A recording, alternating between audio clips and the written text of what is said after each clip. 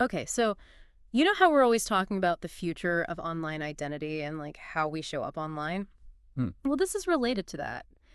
It's about cartoon avatars, but not like the simple ones you're thinking of. Right.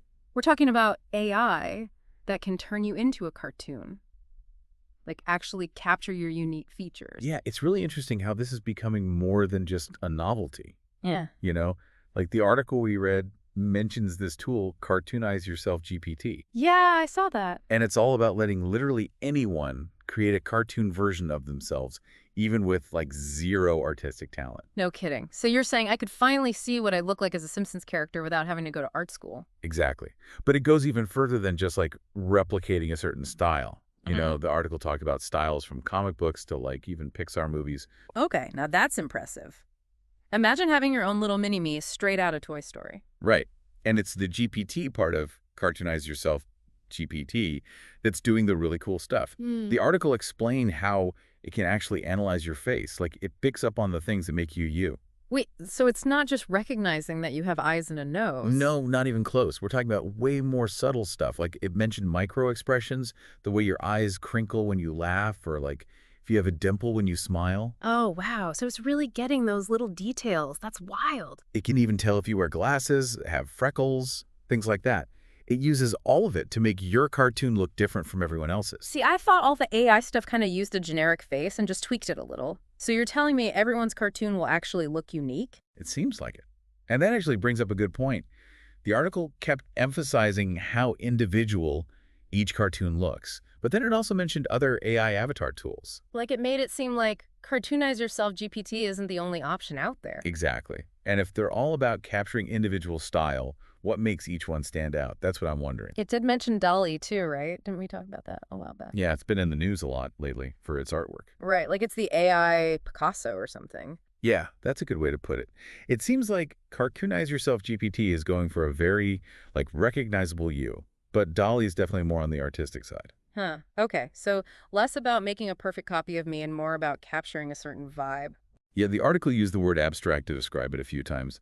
It's almost like Cartoonize Yourself GPT is perfect for your social media profile pic, but Dali is making art for your next album cover. Okay, that makes sense. I can see how those are totally different goals. Right. And it can even blend styles, which is wild. Like you could have a cartoon of yourself, but it looks hand-drawn, almost like a sketch. Oh, wow. But then it also has that animated quality to it, like a GIF or something. The article has some examples, and they're pretty amazing. Okay, so now we're talking next level stuff. Like, forget about hiring a whole animation team. You could have DALL-E whip something up for your website, your YouTube channel. The possibilities are endless. And for businesses especially, think about branding. A cool cartoon that represents your company that's way more eye-catching than just a logo. Oh, for sure. People connect with visuals way more. Good point.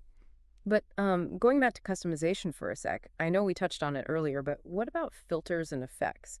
The article mentioned Cartoonize Yourself. GPT had those two. It's not so much like putting bunny ears on your cartoon or anything. Think of it more as fine-tuning how you look. You've got the basic cartoon down, but maybe you want to play around with the colors, make them match your brand or something. I see. So it's all about making it your own. Exactly. Like if you wanted your hair to be a little wilder or something, you could do that.